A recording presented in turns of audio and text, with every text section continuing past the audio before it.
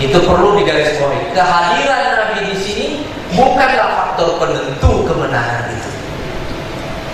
Tapi syarat-syarat kemenangan itu harus kita miliki semuanya. Dan apabila sebab-sebab kekalahan itu kita miliki, walaupun Nabi yang memimpin pasukan itu, kita pasti akan kalah. Makanya sunnah-sunnah ini harus diketahui. Sekarang bagaimana cara kita menemukan sunnah-sunnah itu, hukum-hukum kemenangan dan kekalahan itu, bagaimana caranya ditemukan? Fasiru fil ardh, berjalanlah kalian di muka bumi. Yang kedua, fanzur, lalu lihat. As-sayr, berjalan. Dan an-nazar, melihat. Itu adalah metodologi Quran. Berjalan dan melihat. Dan kata Allah Subhanahu wa taala, fasiru fil ardh, berjalanlah kalian di muka bumi. Bukan cuma di Surabaya, bukan cuma di Jawa Timur, tapi di bumi yang bulat ini. Dan saya ingin menjelaskan sedikit, saudara-saudara sekalian, supaya kita tahu apa dampaknya ayat ini bagi kehidupan kita selanjutnya. Nabi Adam alaihissalam itu diturunkan ke bumi ini kira-kira menjelang 6.000 tahun sebelum Masehi. Nabi Muhammad diutus kira-kira setelah 500 tahun setelah Masehi, 571 persisnya. Berarti ayat ini itu diturunkan kira-kira 6.500 tahun setelah Nabi Adam ada, atau manusia menghuni bumi ini. Waktu itu manusia belum sampai pada pengetahuan bahwa bumi ini bulat. Iya kan? Manusia baru mengetahui bumi ini bulat kan beberapa ratus tahun yang lalu. Kira-kira sekitar 1000 tahun setelah Nabi Muhammad lahir, dibangkitkan sebagai Nabi. Coba perhatikan.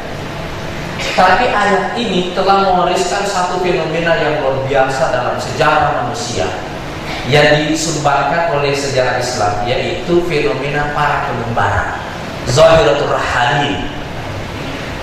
Pengembara-pengembara dalam sejarah dunia itu dipelopori oleh kaum muslimin. Salah seorang pengembara yang sangat terkenal itu,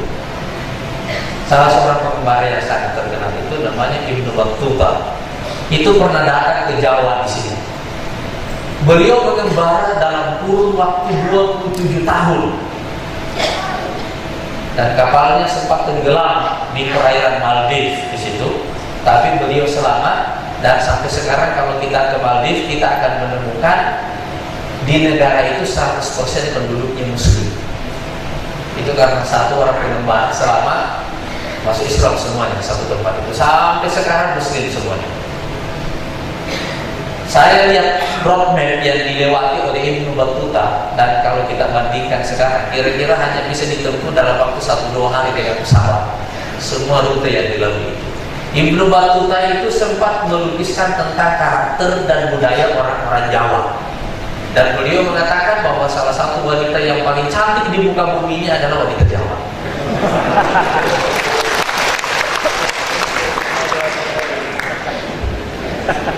Jawa Timur.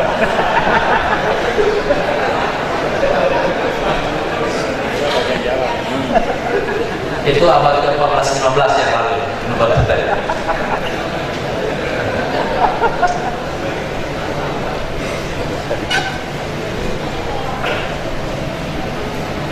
Yang kedua, dulu waktu kita SD, kita ingat ada pelajaran IPS kan, tentang para pengembara yang menemukan kawasan ini. Saya kira saudara-saudara pasti masih ingat satu nama ini, namanya Vasco da Gama. Iya kan? Pelajaran kita waktu SD dulu. Waktu Vasco da Gama datang menemukan kawasan Hindia Belanda di sini, termasuk Indonesia ini, beliau ditemani oleh salah seorang pengembara Arab yang menemukan kompas laut, namanya Ibnu Majid. Ibnu Majid namanya. Oleh karena itu, buku-buku ayat ini juga kemudian menjadi pemicu pengembangan ilmu geografi dalam sejarah. Dan salah seorang ulama Islam yang paling terkenal yang menulis tentang geografi itu namanya Yaqut Al-Hamawi, yang menulis buku tentang Mu'jamul Buldan, ensiklopedia negeri-negeri. Ayat ini juga memicu sains, dan itulah yang membedakan peradaban Islam dari peradaban Yunani. Kalau peradaban Yunani syarat dengan filsafat metafisika, maka peradaban Islam itu syarat dengan sains, ilmu fisika. Itu yang mengembangkannya paling cepat adalah kaum muslimin. Tetapi ayat ini juga memicu kaum muslimin untuk melakukan pembacaan sejarah. Karena berjalan di bumi itu punya dua arti. Berjalan secara fisik memang harus kita lihat, tetapi yang kedua berjalan secara imajiner, yaitu dengan membaca sejarah. Dan sejarah ini adalah fenomena kebangkitan dan penurunan, kehancuran, keruntuhan.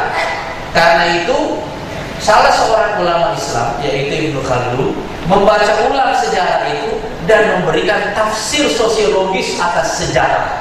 Maka beliau didaulat sebagai bapak pendiri ilmu sosiologi modern.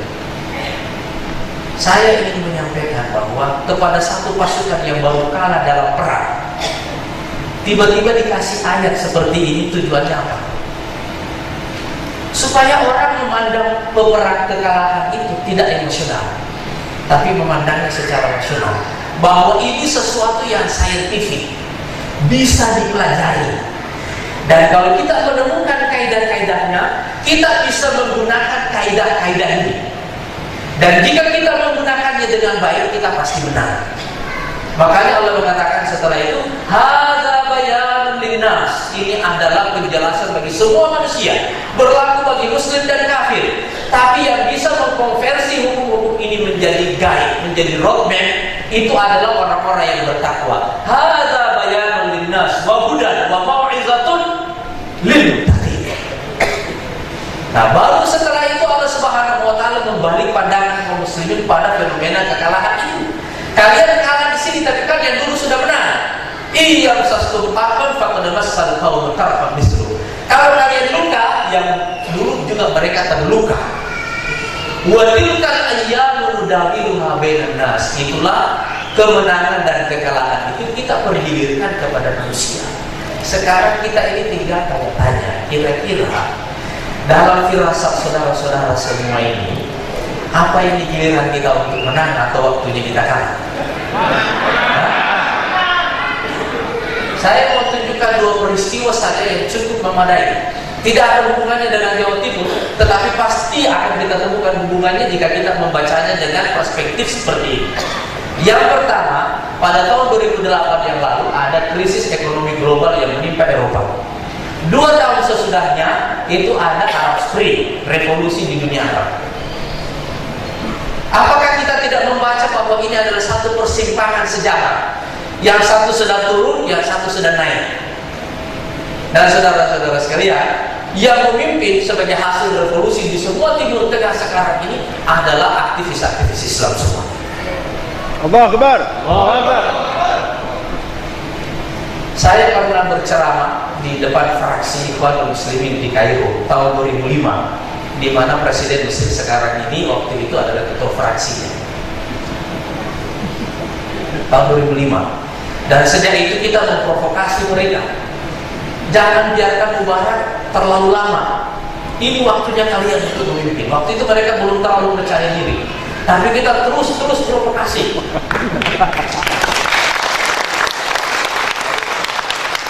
Mereka bahkan percaya nahnu la nu'minu bis-sawra wa la bidatarijiha. Kita tidak percaya dengan revolusi. Saya bilang tidak. Tidak ada jalan bagi kalian kecuali ini. Bahkan waktu itu saya ingat, saya tanya kader kalian ada berapa semuanya? Mereka bilang 2,5 juta. Oke. Saya tanya umurnya Mubarak berapa sekarang? Kata mereka waktu itu 78 tahun. Saya bilang begini, kalau 2,5 juta orang ini tiap hari turun di jalan melakukan pembakaran sipil, insya Allah Mubarak tidak akan kuat menghadapi kalian lebih dari 2 minggu. Dia bilang kenapa? Saya bilang orang kalau sudah semua itu sarafnya sudah tidak kuat kan, berada di bawah tekanan. Kemarin kenyataannya mereka hanya turun di jalan selama 18 hari dan Mubarak jatuh. Mubarak jatuh. Hal yang sama juga juga kita provokasi kepada rekan-rekan kita di Tunis, juga di Maroko. Yang sekarang memimpin Maroko namanya Partai Keadilan dan Pembangunan. Dan Partai Keadilan ini kitalah yang pertama menggunakan nama ini pada tahun 98. Disusul yang kedua oleh AKP di Turki pada tahun 2001. Dan disusul kemudian oleh Partai Keadilan dan Pembangunan di Maroko. Pada tahun 2005 saya juga sempat berceramah di DPP Partai Keadilan dan Pembangunan di Maroko. Waktu itu sekjennya sekarang sudah jadi Menteri Luar Negeri sekarang, Dr. Saadun Tidak Usmani. Sama, kita juga menyampaikan provokasi yang sama. Begitu juga di Tunis. Partai yang pernah menang pada tahun 1991 ini sekarang juga memimpin Tunis. Yang pendirinya adalah Rashid Al-Ghannouchi, itu pernah datang ke Indonesia pada tahun 2005 yang lalu dan sempat bertemu dengan SBY semuanya. Pada tahun-tahun itu semuanya mereka tidak percaya bahwa mereka mungkin bisa memimpin. Tapi waktu itu kita provokasi, kita bisa. Sebab ikhwas sekalian, tanda-tanda keruntuhan ini jelas dan tanda-tanda kebangkitan itu jelas. Cuma kejatuhan dan kebangkitan itu ada fenomenanya. Dan fenomenanya sama, yaitu gaduh, ribut, heboh. Bayi kalau lahir, tangisannya yang menandai kehidupannya, iya kan? Dan karena itu kalau bayi itu lahir dan tidak menangis, itu tanda-tanda yang tidak bagus. Iya kan? Begitu juga orang kalau mau meninggal itu heboh, gaduh orang kalau mau meninggal. Apalagi kalau meninggalnya sakratul mautnya susah, iya kan? Peradaban barat sekarang ini heboh karena mereka sedang turun. Dan kita heboh, tapi hebohnya ini heboh yang baik. Nah, saudara-saudara sekalian, mereka semua di seberang sana itu mengharapkan bahwa di dunia Islam sekarang ini ada 3 negara yang harus menjadi lokomotif kebangkitan dunia Islam. Salah satunya adalah Turki, yang lainnya adalah Mesir, yang lainnya lagi adalah Indonesia. Mereka mengharapkan 3 negara inilah yang seharusnya menjadi lokomotif kebangkitan dunia Islam sekarang ini. Dan 4 negara ini kalau digabung jadi satu, kira-kira populasinya sebesar 400 juta lebih populasinya. Dan kalau kita gabung ini jadi satu, kira-kira PDB-nya lebih dari 2 triliun dolar. Itu bukan angka yang kecil. Tapi 3 negara ini merupakan spot dunia Islam yang sekarang ini paling kuat. Itu sebabnya harapan mereka itu besar sekali kepada kita. Tapi ikhwas sekalian, waktu kita mau bangkit itu, jangan pernah bertanya apakah kita bisa. Jangan pernah bertanya. Sebab itu pengalaman yang tidak ada, pertanyaan yang tidak ada jawabannya. Kenapa? Kita mau mencoba. Makanya ayat ini, ayat fasiru fil ardh, itu adalah ayat yang melandasi ditemukannya satu metodologi dalam sejarah sains yang namanya metodologi eksperimen. Coba dulu, percobaan, supaya kita tahu. Sebab sebagian besar segala sesuatu itu kita tidak tahu. Coba bayangkan, bumi yang bulat ini baru kita ketahui bahwa bumi ini bulat setelah umur dunia itu 7.500 tahun. Kalau tidak ada para pengembara itu semuanya, mana kita bisa tahu bahwa dunia ini bulat? Karena eksplorasi para pengembara itulah maka kita tahu bumi ini bulat. Jadi kalau kalian tidak pernah mencoba memimpin sebuah negara, bagaimana kalian bisa tahu bahwa kita bisa atau tidak? Iya. Bagaimana kita tahu? Tidak ada jawabannya. Oleh karena itu yang harus kita lawan bukanlah kompetitor kita di luar. Yang harus kita lawan itu adalah diri kita sendiri. Dan yang ada di dalam diri kita yang harus kita lawan itu satu, namanya keraguan. Jadi yang harus kita tingkatkan itu yang namanya level of confidence. Dan ikhlas sekalian, apalagi kalau kita membawa bendera Islam. Bendera ini sifatnya satu, la syarqiyah wa la gharbiyah. Dia tidak sama dengan apa yang ada di timur, tidak sama dengan apa yang ada di barat. Ini adalah jalan kita sendiri. Dan karena itu diperlukan kreativitas yang luar biasa besarnya untuk mengusung nama besar Islam itu. Jadi kalau tanya apa kita bisa menyelesaikan masalah ekonomi, kita bisa. Konsepnya ada, pengalaman sejarahnya juga ada. Bagaimana cara kita mengulanginya? Ada banyak hal yang kalau kita sebutkan sekarang pasti tidak bisa kita lakukan.